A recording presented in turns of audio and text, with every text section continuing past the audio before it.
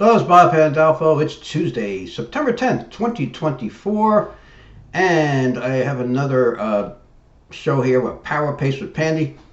And, I'm going to go over some of these horses I've had on my website since the Saratoga meet closed. The meet closed on September 2nd, and here's my picks. I put my picks on my free page on that day, and then we took a few days off and met with some friends in upstate New York. So that day, both of my best bets won at Saratoga in the 9th race and 12th race. But I'm not going to talk about those. I want to talk about every horse I've picked since September 2nd. I've put on my free page. So I did some spot plays when we got back from our sort of mini vacation.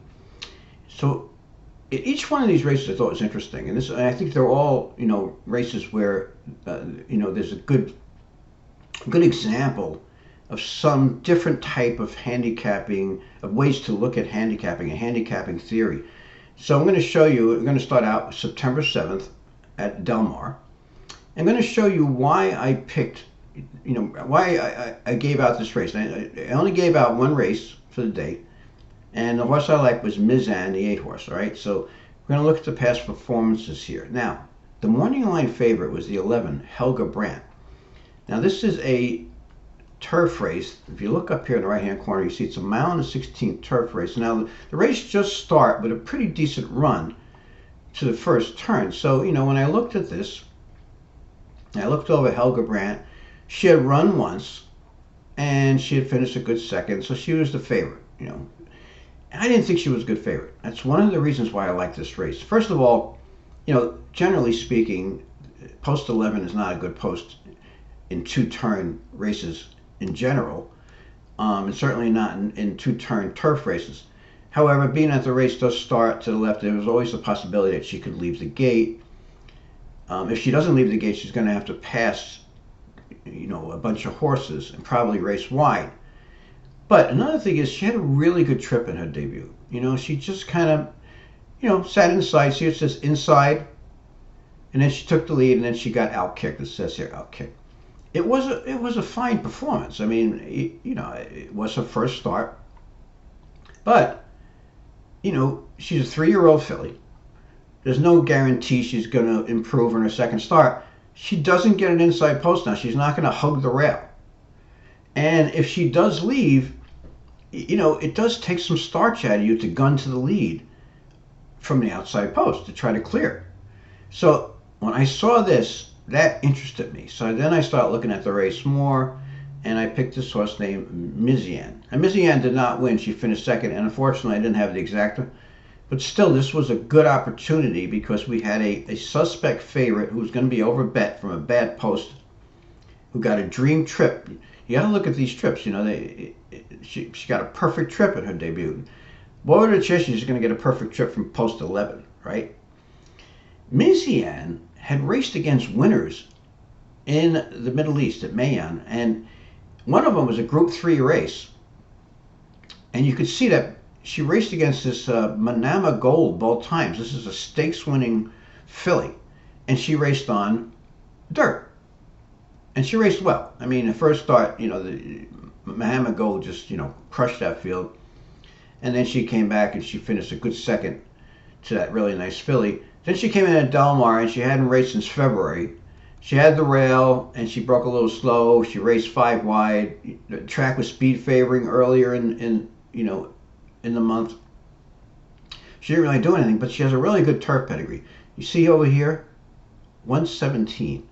Justify, top turf pedigree, and I don't have all the stats. This is the I'm using the PP generator at Bristnet, so I don't have the all the different stats that are in the regular PDF, but I did do some research, and this was a very well-bred horse. You see, bred by Sheikh Mohammed bin Khalifa.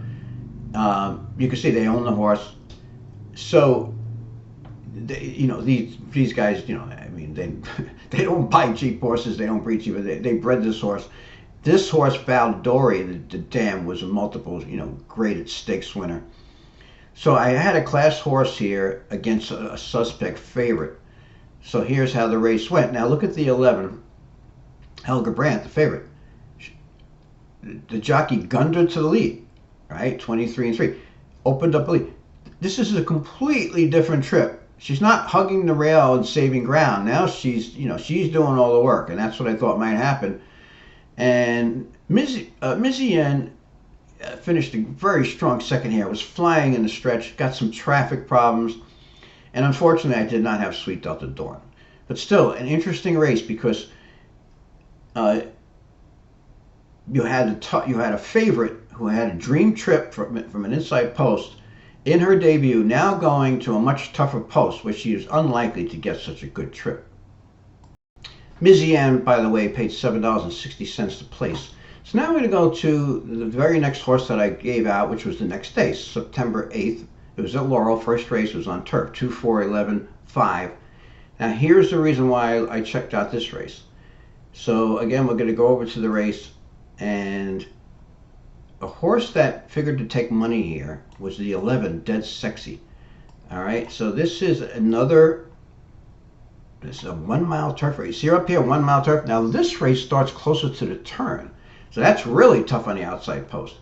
So you can see here that Dead Sexy,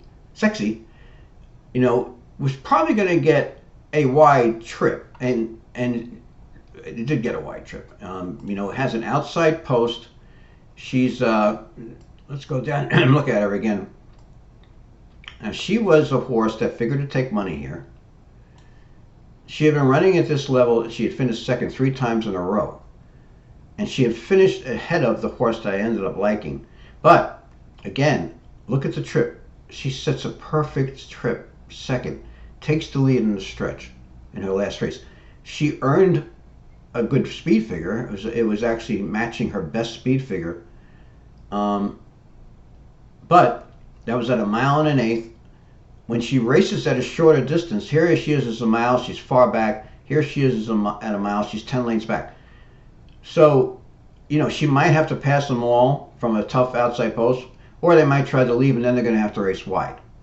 So I looked at the race. So again, that was a horse that I wanted to bet against, right?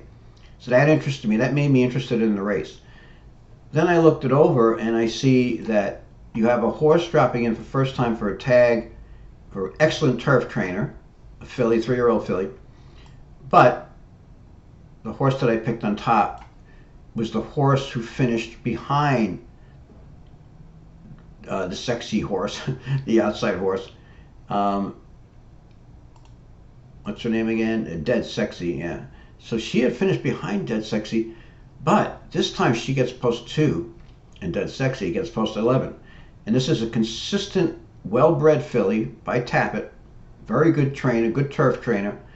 And her best speed figure was at a mile. She had a good speed figure at 81, but her best race was at a mile here, which she opens up a 3 lanes lead. She misses by a neck. So she's consistent, but the main thing is, she's inside the other horse. So I thought, well, most likely the horse she has to beat then is the horse dropping in for a tag. So I picked it 2-4-11-5, and as you can see, it came out 4-2. Now she did finish second to the horse that was making first off for a tag for this excellent turf trainer, Jonathan Thomas. But I had the exactor. It paid almost $20, and it was a pretty easy trifecta if you wanted to play trifecta. Paid $20, but I mean those are kind of the 3 obvious sources, and I also had the superfecta because I didn't bet the superfecta, but I picked it 2-4-11-5. It came out 4-2-11-5. So I thought it was a very bettable race, and being I didn't like the 11. In the exactas, I only boxed the 4-2 exact. I left the 11 out, and so I had the exacta for almost $20. So again, didn't like the 11 or didn't like the outside post, and that left it mainly as more of a 2-horse race. And the 5 and 11, I figured that they had a chance to run third, maybe second, but it really depended on how the 4 took to the turf, and she took to the turf very well. Excellent turf trainer. So now I'll move on to the next race. Now this race at Presque Isle Downs I gave out today on my website, handicappingwinners.com. Again, on the free page. and it was the only, the only race I also gave to my customers. I'll have my regular picks starting again on Friday when Belmont at the Big A reopens. So Prescott Downs, second race, I picked a 401. Okay, this was another interesting race because now, first of all, look at power pace, one of my handicapping systems. If I sort on speed, it's 134, but right away what jumped out to me on my early speed rating, SS Fun and Games is the only horse with 20 or higher, 6-point advantage on the adjusted pace call, which is a number that I created, 97. All right, so I looked at the right away that interested me about this race. It's a maiden claiming race. I like these kind of races. So here you can see SS Fun and Games has been racing in open company maiden special weights. The horse she has to beat here, Emma at the Gate, has been racing in maiden special weights but state breds. Okay, and there is a difference. Now, a lot of times, most people are going to look at speed figures, right? We know what speed figures do. They're going to tell you that, the horse's time in relation to the track variant that day, to the condition of this track, the speed of the track, right? But, Prescott Downs is when the weather is good, is a pretty consistent surface now. It's a synthetic surface, and it actually runs very fast. Years ago, it didn't, but the last few years, it's a fast track, and even though it's a synthetic track, and like I said, it's pretty consistent. And if you just, here's a thing where I look at times sometimes too to kind of get a comparison, especially in a situation like this with these young horses. If you look at this horse, he went 112-3 in his debut, and then he went 112-1, and then he went 112-2. Right? You see the pattern, and you could see. Look at the races those last two races he was in. 109. I mean, obviously it's a very fast track because 109, for a $30,000 purse, that's really fast.